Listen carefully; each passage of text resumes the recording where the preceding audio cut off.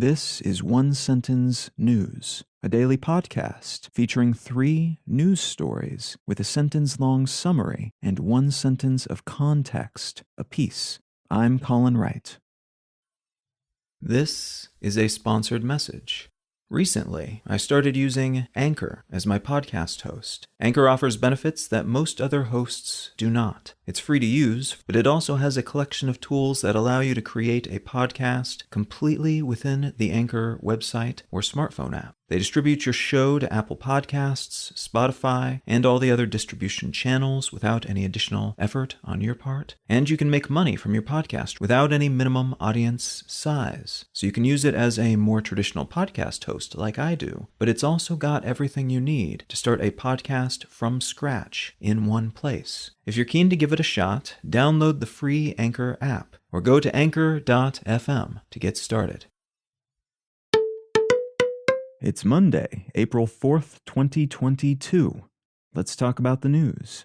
From the New York Times, Russia-Ukraine War Summary. Recent intelligence shows that Russian President Putin may be getting rosier-than-reality data about how things are going on the front line from his advisors. Russian forces have pulled back from Kyiv neighborhoods, and Ukrainian forces moving in to retake these areas have found hundreds of bodies, many of them civilians who were executed with their hands tied behind their backs. Killings that could be war crimes, according to Human Rights Watch, alongside mass graves of the same. Russia is reportedly redeploying as many as 2,000 troops from Georgia to Ukraine. A fuel depot in Russia, just across the Ukrainian border, has been blown up, and Russia says Ukraine did it, but Ukrainian security officials say it wasn't them, and this might be a false flag operation perpetrated by Russia against itself. A Russian independent pollster says Putin has an 83% approval rating, up from 69% in January, and that 81% of Russians polled said they support the war in Ukraine.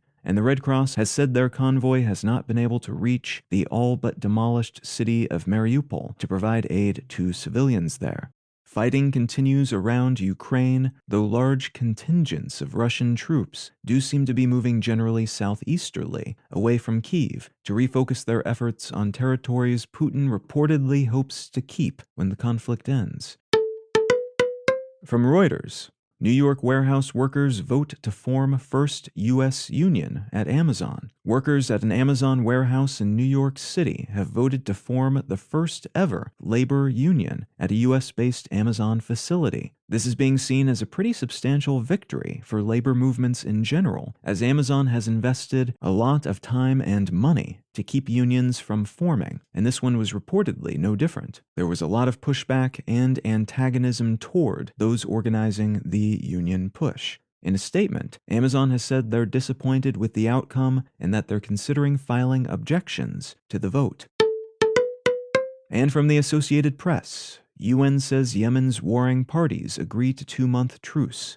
The opposing sides of a years-long civil war in Yemen have agreed to honor a 2-month truce, beginning with the Muslim holy month of Ramadan, which started last weekend. This conflict has been ongoing since 2014 and involves a lot of outside forces, so it's a proxy war, not just a civil war, which means it's a well-funded ongoing conflict, and it's considered to be one of the worst human rights situations on the planet right now, due to all the suffering endured by civilians living in the country. This ceasefire, then, is being seen as welcome, both because 2 months is a decent chunk of time during which aid organizations can safely enter the area and deploy food and other aid to residents, but also because it might establish a foundation for longer-lasting peace talks.